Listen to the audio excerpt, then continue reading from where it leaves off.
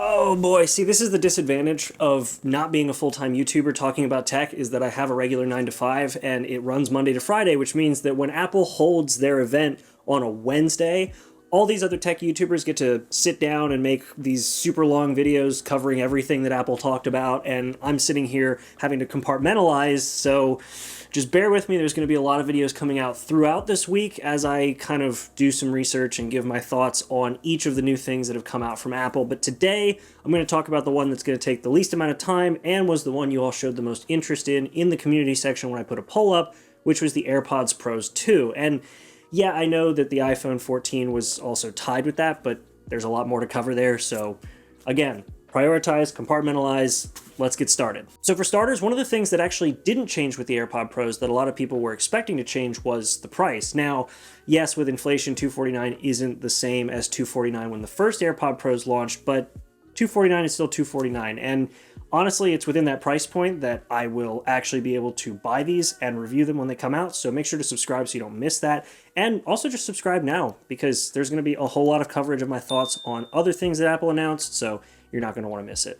But for that price, aesthetically, there's not a whole lot changing with the actual AirPods themselves. There's a little bit of refinement with the sensors and the venting port that they use and the microphone placements, but overall, they look pretty similar. However, one of the things that they added to these AirPods that I'm super happy about, on the outside at least, is the touch control for volume.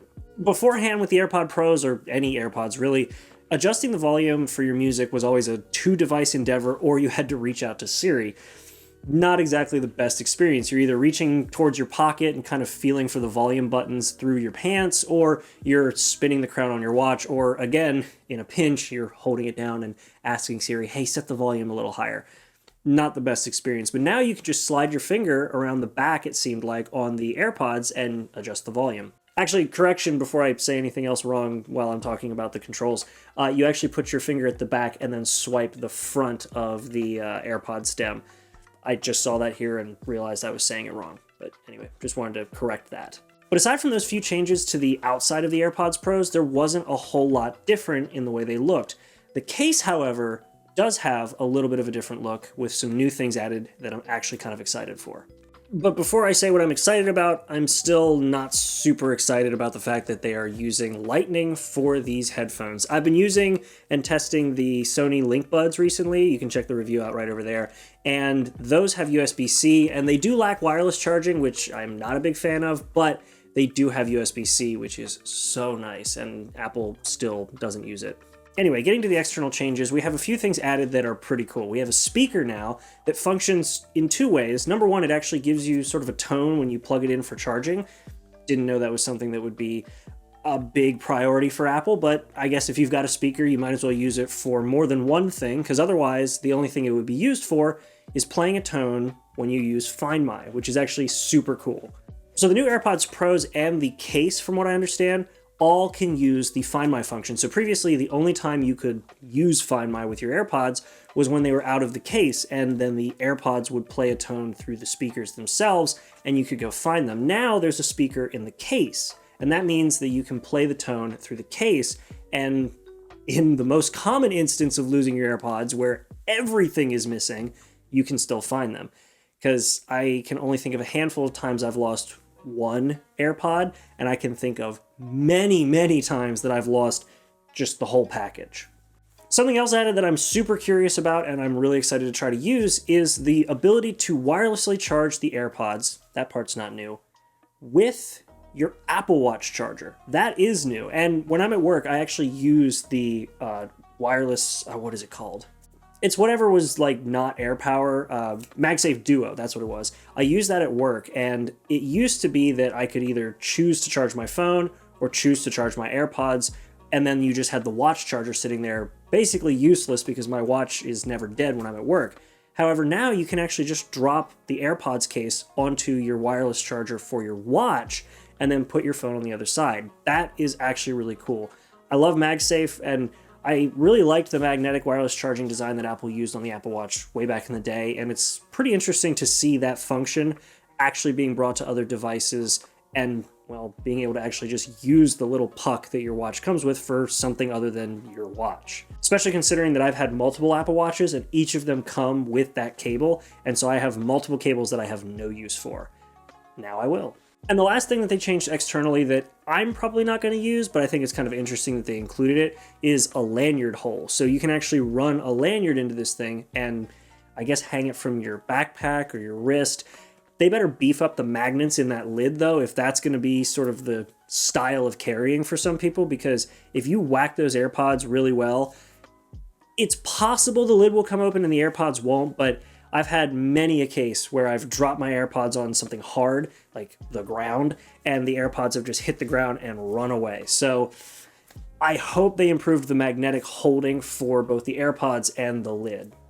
Then I think the lanyard might actually be more useful. Oh, and I guess this is kind of an external thing, but I'm probably not going to use it. You can now put memojis as the engraving on your AirPods as opposed to just putting text or standard emojis, so that's interesting. I'm kind of tempted because I want to see how good the etching or whatever they use is, probably screen printing, but again, I don't want my ugly ass memoji to be on my AirPods case because I keep those and use those for a long time. And I don't need my ugly face on them. I don't know. Let me know in the comments, what do you guys think? But anyway, with all the external stuff out of the way, let's move to internal stuff. And sticking with wireless charging, because I know some people are probably going to say that wireless charging could count as internal, alongside the improvements to wireless charging with being able to use your Apple Watch charger, they are claiming that you should expect about 6 hours of battery life with the actual AirPods themselves and about 30 hours with the case, which is really nice. The AirPods have always had decent battery life, but never great battery life. Again, I've been using the Sony Link Buds recently for the review that I did, and their battery life kind of put into perspective how good the AirPods are with noise canceling, but there is still a lot to be desired in those older AirPods, and seeing this improvement is definitely something that I've been waiting for.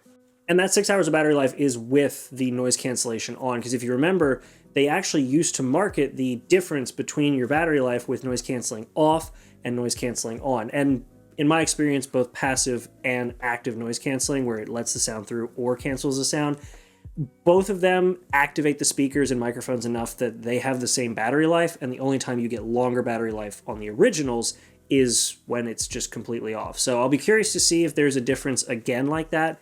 I would assume there would be, but time will tell. And actually, sticking with noise cancellation and passive mode, we do have some improvements to noise cancellation. They claim that it is a 2 times better noise cancellation experience.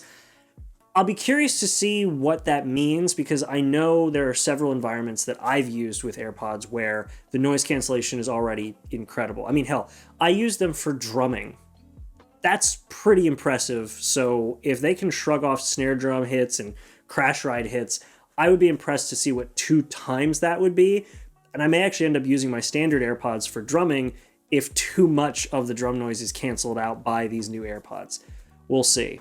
But all this is actually made possible by Apple's new H2 chip. Now, this is probably also what's allowing for better improvements on the battery life and some other functions we're seeing here, because Apple Silicon being as sort of easily broken apart into different elements as it is, I would not be surprised if whatever they used in that H2 chip is just hyper-focused on audio quality.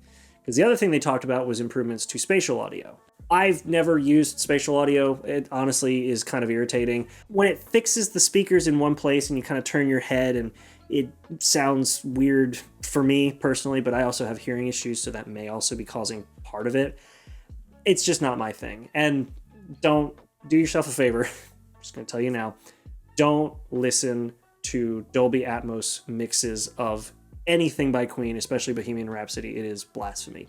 And doing it in spatial audio with Atmos is just awful.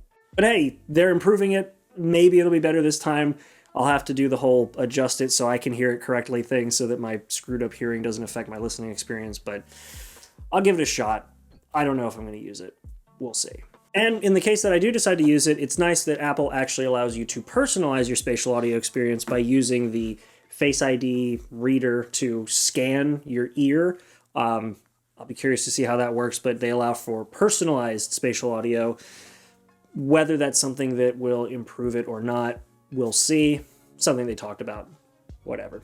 And lastly, this is something that they mentioned that I had kind of assumed the original AirPod Pros had, but I guess they didn't. They're now IPX4 water and sweat resistant, so if you're going to be using them for workouts, I know I get super sweaty when I drum.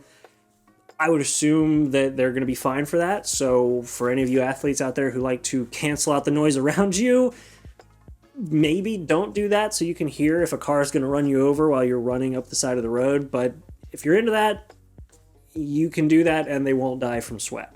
Overall, I'm really excited to try out the new AirPod Pros. They're definitely going to be a purchase of mine. They're going to be a review. So again, make sure to subscribe so you don't miss it.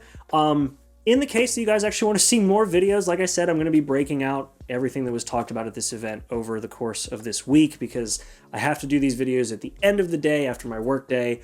I apologize, but hey, gives me more time to develop my thoughts. I don't have to push everything out the door on the same day like some other channels that do this full time. So maybe that's a benefit.